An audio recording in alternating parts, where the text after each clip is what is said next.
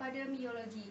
Nama saya Endang Rafiatun dari Program Studi D3 Fisioterapi Fakultas Ilmu Kesehatan. Saya Fakhrunisa dari Program Studi D3 Fisioterapi Fakultas Ilmu Kesehatan sebagai pemateri kedua. Sebagai pemateri 1, saya akan menjelaskan tentang miologi ekstremitas superior.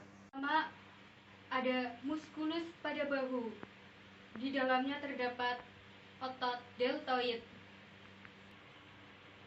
Nah, di sini juga terdapat bagian rotator cuff muscle yang berisi antara lain supraspinatus, infraspinatus, teres minor, subscapularis, dan teres mayor. Nah, itu adalah bagian dari rotator cuff muscle. Mari kita bahas satu persatu. Yang pertama ada deltoid. Yang pertama ada deltoid. Delta itu kan artinya segitiga. Dia berorigio pada scapula pada acromion dan spina pada scapula. Nah, fungsinya buat apa sih? Dia bisa untuk mengabduksikan, memfleksikan, ekstensi, rotasi medial, ataupun rotasi lateral. Nah, kita bahas yang warna merah tadi ya, isi dari rotator cuff muscle. Yang pertama ada supraspinatus, dia berasal dari fossa supraspinatus. Dan yang kedua ada infraspinatus, dia berasal dari fossa infraspinatus. Dan yang ketiga itu ada teres minor, dia berasal dari fossa lateral dari scapula. Nah, tadi kan yang 3 udah. Sekarang yang terakhir atau yang keempat adalah teres mayor. Nah, teres mayor ini beda dari yang 3 tadi. Kalau yang 3 tadi kan dari tuberculum minor. Kalau ini yang ke tuberculum mayor. Yang terakhir pada muskulus bahu yaitu ada teres mayor. Nah, bisa teman-teman lihat pada gambar di sini, itu yang dilingkari merah itu adalah bagian dari teres mayor. Nah, si teres mayor ini dia berorigio pada bagian belakang atau dorsal. Untuk persarafannya, dia disarafi oleh nervus subscapularis. Nah, selesai sudah untuk bagian yang pada bahu. Sekarang kita lanjut ke bagian yang brachii. Yang pertama ada regio brachii. Bagiannya ada anterior dan posterior. Untuk yang anterior, di situ terdapat bisebrachii, coracoid brachii, dan brachialis. Kalau untuk yang posterior, di situ terdapat tricebrachii dan acroneus. Nah, kita bahas yang bisebrachii. Bisebrachii itu memiliki 2 kaput. Dia ada kaput longum dan kaput versis. Nah, kalau untuk yang longum, dia berasal dari tuberculum supraglenoid di bagian sini.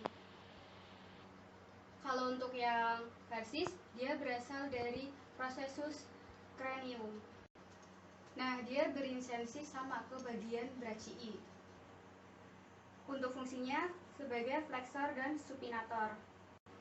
Nah, kalau kita menggerakkan tangan seperti ini, itu adalah kerja dari bicep brachii. Kemudian untuk persarafannya, dia disarafi oleh nervus musculotaneus.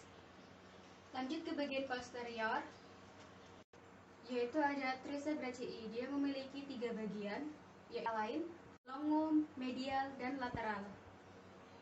Untuk yang longum, dia dari tuberculum glenoid. Kemudian untuk yang lateral, dia berasal dari sulcus proximal dari sulcus medial. Sedangkan bagian distal sulcus itu adalah bagian yang untuk medialnya. Nah, ketiga-tiganya dari tadi itu berinisiasi ke belakang ke bagian ulna. Fungsinya antagonis, dia disarafi oleh nervus radialis. Next, bagian regio anterior brachii. Kalau untuk yang anterior brachii, jadi dia punya anterior dan posterior. Untuk bagian anterior, di situ khusus untuk otot-otot flexor. Nah, di sini saya bagi menjadi lapis per lapis. Untuk lapisan yang paling luar, berorigio pada bagian yang sudah saya kasih kotak-kotak merah. Yang pertama, pronator teres dan flexor cardialis, pemangis longum flexor. Nah, itu untuk bagian yang luar ya. Sekarang untuk pada bagian yang dalam atau medial, di situ terdapat bagian digitorum, jadi dia ke arah bagian superficial. Nah, untuk lapisan yang ketiga, di situ terdapat lapisan digitorum. Yang kedua, flexor pollicis longum. Nah, di sini ada bagian yang paling menempel dengan tulang. Dia adalah bagian pronator quadratus. Fungsi untuk bagian anterior, untuk flexor dan pronator. Sebagai pemateri kedua, di sini saya akan menjelaskan tentang miologi ekstremitas inferior. Bagian muskulus dari ekstremitas inferior itu ada regio bagian gluteal atau gluteus, kemudian ada kompartemen anterior, kemudian ada kompartemen medial, dan yang terakhir ada kompartemen posterior. Kompartemen tersebut memiliki fungsi masing-masing. Yang pertama yaitu kompartemen anterior, berfungsi untuk memfleksikan, kemudian ada kompartemen medial, berfungsi untuk mengabduksikan, dan yang terakhir ada kompartemen posterior, berfungsi untuk mengekstensikan. Jadi bekerjanya secara antagonis. Yuk kita bahas satu persatu. Yang pertama yaitu regio gluteal. Di sini ada 3 muskulus. Yang pertama yaitu gluteus maximus, kemudian ada gluteus medius, dan yang terakhir ada gluteus minimus. Kalau yang maximus, dia berorigo ke bagian ilium, sacrum, dan coccygeus, berinserti ke bagian tuberositas real dari bagian os femur, dan juga fungsinya yang bagian belakang berfungsi sebagai ekstensor femur, rotasi lateral, dan abduksi. Dan untuk persarafannya yaitu dari bagian nervus gluteal inferior. Kemudian ada gluteus medius dan juga gluteus minimus. Kalau yang minimus dia dari os ilium juga tapi nggak sampai ke sacrum dan coccygeus. Kalau yang maximus itu origonya lebih luas, makanya lebih maximus dan lebih besar. Sedangkan yang minimus itu cuma dari os ilium doang. Bisa lihat pada gambar tersebut. Dia berinserti ke bagian prokantor mayor dari os femur. Fungsinya sebagai abduksi dan untuk rotasi medial. Dan untuk persarafannya yaitu dari nervus gluteal superior. Selanjutnya, bagian luar pelvis. Bagian luar pelvis ini bisa kita temukan musculus tensor fasciolata. Pada musculus tensor fasciolata ini berorigo pada bagian crista iliaca dan CEI atau spina iliaca inferior anterior ke iliotibial. Fungsinya yaitu sebagai flexor dari bagian femur, abduksi, dan rotasi medial femur. Dan untuk persarafannya yaitu dari nervus gluteal superior. Nah, tadi kita sudah bahas bagian gluteal.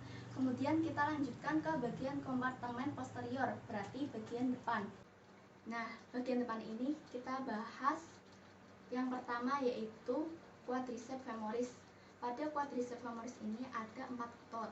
Yang pertama yaitu rectus femoris, kemudian ada factus lateralis, kemudian ada factus intermedius, dan yang terakhir ada factus medial. Kalau yang rectus femoris itu bagian luar dan paling depan. Dia berinserti dari bagian CEI atau spina iliaca inferior anterior ke bagian patella. Fungsinya yaitu sebagai ekstensi genu dan fleksi femur. Kemudian ada factus lateralis yaitu bagian luar.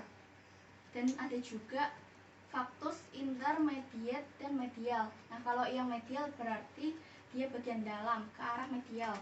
Nah, kalau yang factus intermediate ini dia dari bawah rectus femoris. Jika diangkat rectus femorisnya, maka kita akan temukan factus intermediate berorigo pada bagian femur dan berinserti ke patella. Fungsinya yaitu sebagai ekstensi genu. Kemudian ada lagi otot yang dinamakan sartorius. Otot sartorius ini bisa kita temukan dengan arah menyilang seperti pada gambar di samping. dia menyilang dari bagian CEI dan berinserti ke bagian medial tibial. Nah, ada juga bagian dalam dari pelvis, yaitu iliopsoas. Iliopsoas ini merupakan gabungan dari dua psoas, yaitu psoas mayor dan psoas minor. Inferior sudah, kita lanjutkan ke kompartemen medial atau otot-otot yang berfungsi sebagai adduksi. Di sini ada 3 otot yang berfungsi sebagai adduksi. Yang pertama yaitu adduktor longus, kemudian ada adduktor brevis, dan yang terakhir ada adduktor magnus. Untuk origonya yaitu dari inferior pelvis dan berinserti ke bagian femur. Dan untuk persarafannya yaitu dari nervus obturator. Kemudian peteneus. Untuk origonya yaitu dari pubis dan berinserti ke trochanter minor. Untuk persarafannya yaitu dari nervus femoralis. Dan yang terakhir ada gracilis. Berorigo pada pubis dan berinserti medial tibia. Fungsinya yaitu untuk adduksi. Dan untuk persarafannya yaitu dari nervus obturator. Nah, kita lanjut ke bagian posterior. Di sini ada otot hamstring. Di otot hamstring ini terdiri dari otot femoris semitendinosus dan ada juga semimembranosus. Nah, tadi kita sudah bahas pada bagian femoris. Kita lanjutkan ke bagian bawah ya, atau tungkai, atau nama lainnya regio cruris. Di regio cruris ini ada kompartemen anterior, kemudian ada kompartemen lateral, dan yang terakhir ada kompartemen posterior. Dimana kalau yang anterior ini disarafi oleh nervus subfibular. Kalau yang lateral ini dia disarafi dari nervus fibular yang superficial. Nah, kalau yang posterior ini dia disarafi dari nervus tibial. Nah, kita bahas yang pertama yaitu anterior atau bagian depan. Tibialis anterior. Dia berorigo pada tibia dan berinsersi ke bagian tarsal. Fungsinya yaitu sebagai dorsofleksi. Kemudian ada digitorum longus. Dia berorigo pada tibia dan fibula dan berinsersi ke bagian phalanges.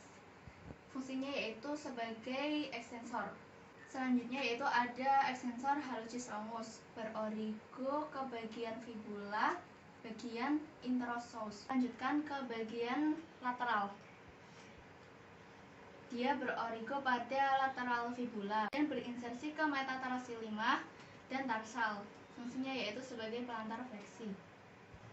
Nah, sedangkan yang brevis ini dia berorigo pada distal fibula dan berinsersi ke bagian maksimal metatarsal 5.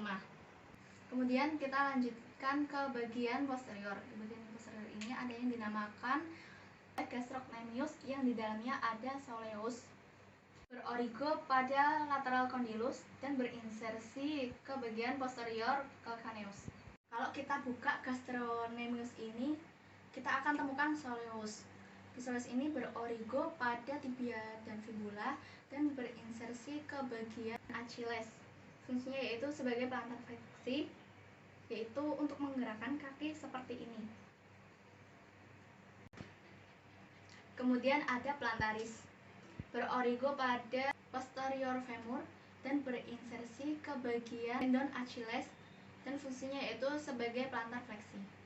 Nah, demikianlah materi yang dapat kami sampaikan. Mohon maaf apabila ada kekurangan dan kesalahan kata dalam penyampaian. Saya Endonaviatun pamit undur diri. Saya Fakhrunisa juga pamit.